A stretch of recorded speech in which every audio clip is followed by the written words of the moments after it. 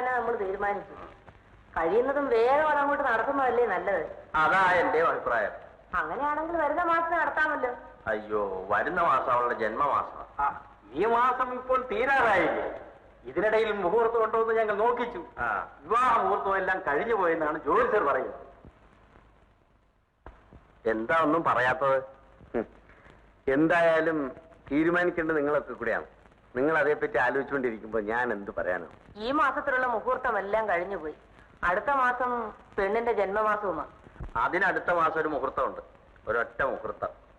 അതുകൂടെ കഴിഞ്ഞാൽ പിന്നെ ഈ വർഷം വിവാഹ മുഹൂർത്തമേ ഇല്ല. അടുത്തതിന്റെ അടുത്ത മാസത്തിലുണ്ടല്ലോ.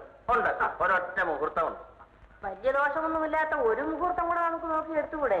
ഞാനെല്ലാം അരിച്ചു പറക്കി നോക്കിച്ചു. ഈ ഒരൊറ്റ മുഹൂർത്തമല്ലാതെ വേറെ മുഹൂർത്തമേ ഇല്ല. ഇത് നല്ല ഒന്നാം തരം മുഹൂർത്തമാണെന്നാ ജ്യോത്സ്യരുടെ അഭിപ്രായം. അല്ല, മുഹൂർത്തം ഒന്നാം തരമാണ്.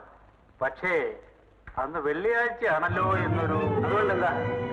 വെള്ളിയാഴ്ച മുഹൂർത്തം ഉള്ളതെങ്കിൽ അതങ്ങ് തീർച്ചപ്പെടുത്തണം. അതിനിത്ര തലപറഞ്ഞ് ആലോചിക്കാൻ എന്താ ഉള്ളത്? ഈ പറഞ്ഞതാണ് അതിന്റെ ശരി. എന്നെ അന്വേഷിച്ച് ഓഫീസിൽ കുറെ ആളുകൾ വന്നിരിപ്പുണ്ട്.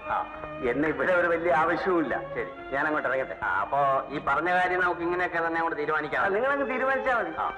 വരട്ടെ. ശരി. അപ്പോ ഇനി ഈ കാര്യത്തെ കുറിച്ചൊന്നും സംസാരിക്കാനില്ലല്ലോ? എല്ലാം രവിക്കുഞ്ഞ് പറഞ്ഞില്ലേ?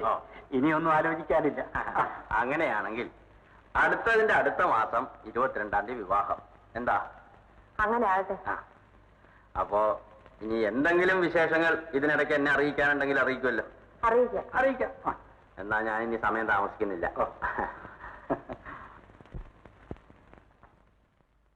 രവിയുടെ സൂക്കേടിനെ പറ്റി നമ്മൾ അയാളോടൊന്ന് പറയേണ്ടതായിരുന്നു വേദിപ്പിള്ളി. വേണ്ട, അതെല്ലാം കല്യാണം കഴിഞ്ഞിട്ട് അറിഞ്ഞാൽ മതി. എങ്കിൽ വെള്ളിയാഴ്ച ദിവസം ഇത് നടത്താതിരിക്കാനെങ്കിലും നോക്കാമായിരുന്നു. വേറെ മുഹൂർത്തമില്ലെങ്കിൽ പിന്നെ നമുക്ക് എന്ത് ചെയ്യാൻ കഴിയും? വെള്ളിയാഴ്ചയുടെ കാര്യവും പറഞ്ഞ് നമ്മൾ പേടിക്കാൻ തുടങ്ങിയാൽ മാസ്റ്റർക്ക് വല്ല സംശയവും തോന്നും.